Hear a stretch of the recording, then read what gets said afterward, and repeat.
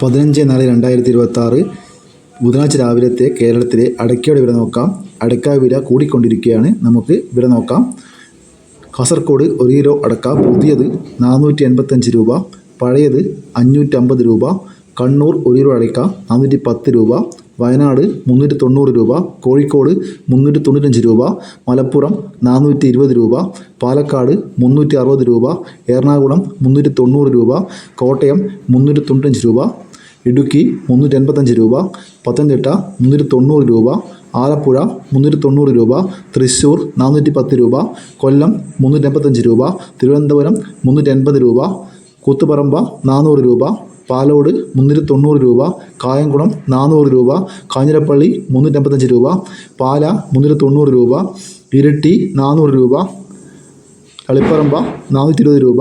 പയ്യന്നൂർ പുതിയ അടക്ക 400 മുതൽ 440 രൂപ വരെ. പഴയ അടക്ക 420 മുതൽ 520 രൂപ വരെ. ആലക്കോട് 1 കിലോ അടക്ക 410 രൂപ. കരുവഞ്ചാൽ 400 രൂപ. കുടിയാൻമല 390 രൂപ. വെള്ളരിക്കുണ്ട് 1 കിലോ അടക്ക പുതിയത് 420 രൂപ, പഴയത് 540 രൂപ. തലശ്ശേരി 1 കിലോ പുതിയ അടക്ക 400 രൂപ, പഴയ അടക്ക 410 രൂപ. വടകര 1 കിലോ അടക്ക 400 രൂപ. പുനലൂർ 390 രൂപ. കൊട്ടാരക്കര 385 രൂപ. അമല 400 രൂപ. കേച്ചേരി 395 രൂപ.